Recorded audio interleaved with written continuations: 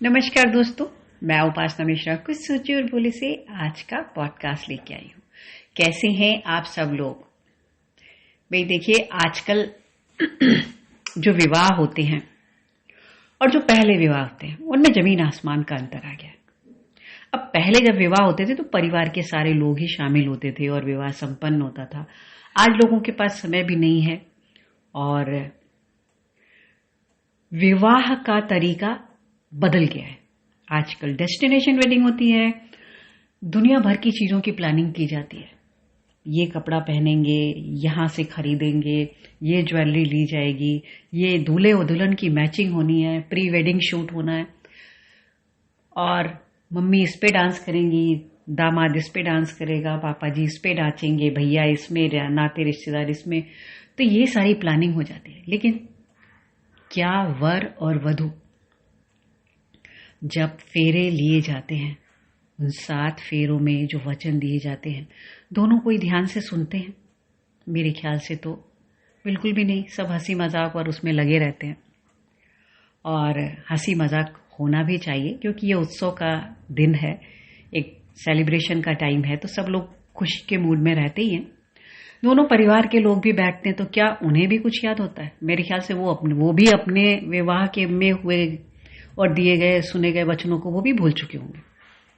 तो कोई नहीं सुनता और ये जो रिश्ता होता है थोड़े ही समय के बाद, कुछ ही महीनों में, कुछ सालों में टूट जाता है। आजकल ज्यादा टूट रहे हैं, लोग अलग हो जा रहे हैं।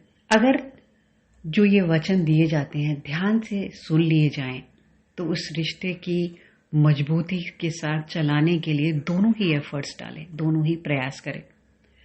क्योंकि बहुत सरल ढंग से उनको बताया जाता है कि कैसे जीना है, कैसे एक दूसरे का ख्याल रखना है, कैसे क्या करना है।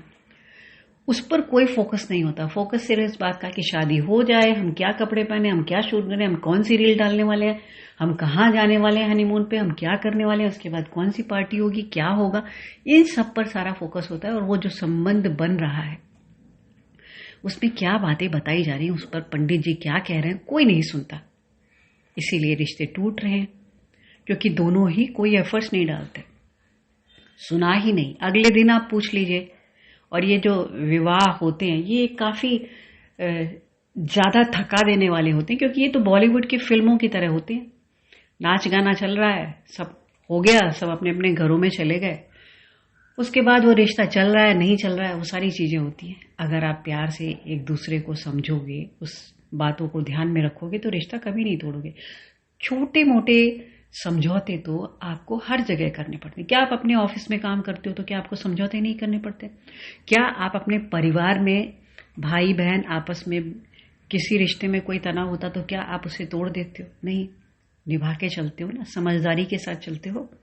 तो इस संबंध को भी ये नया नया बना है, इसे जानना है, समझना है, जगह देनी है और इसे निभा कर चलना है।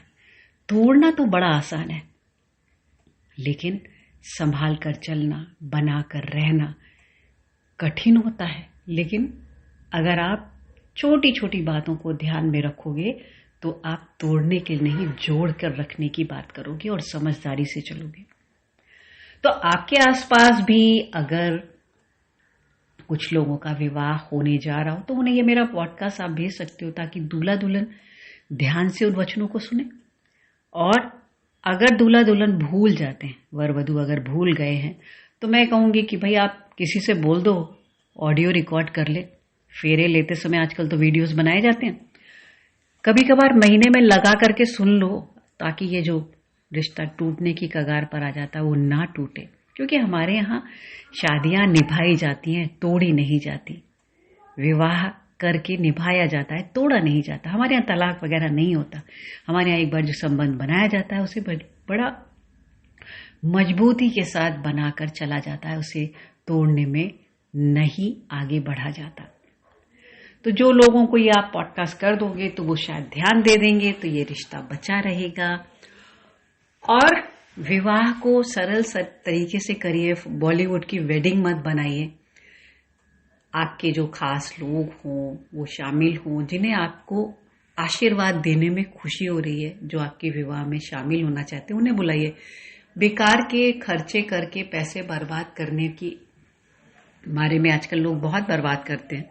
वैसे ये आपका पर्सनल मैटर है, आप क्या चाहते हो क्या नहीं करना चाहते ये आप पर निर्भर करता है। कोई ये कहेगा कि इन्हें क्या प्रॉब्लम हो रही है, मेरे पास पैसे हैं और मैं उड़ाना चाहता हूँ या उड़ाना चाहती हूँ, इनको क्या कष्ट हो रहा है। बिल्कुल नहीं भाई, आपको कोई कष्ट नहीं हो रहा। हजारों गरीब लोग हैं जिनकी आप मदद कर सकते हो, लेकिन आप शायद नहीं करना चाहते। आप 2-4 लाख का लहंगा पहनना चाहते हो, डेस्टिनेशन वेडिंग करना चाहते हो जिसमें करोड़ों रुपए आप खर्च करना चाहते हो, बिल्कुल करिए, ये आपके ऊपर है। लेकिन संबंध बनाकर, जो बनाया उसे बनाकर चलने के लिए अगर छोटी सी बात है वो तो कर सकते हो। विचार जरूर करिएगा। ये मेरा पॉडकास्ट सिर्फ अच्छी बातों को लोगों को बढ़ावा देने के लिए है और कुछ भी नहीं। तो मुझे धैर्यतापूर्वक सुनने के लिए आपका धन्यवाद।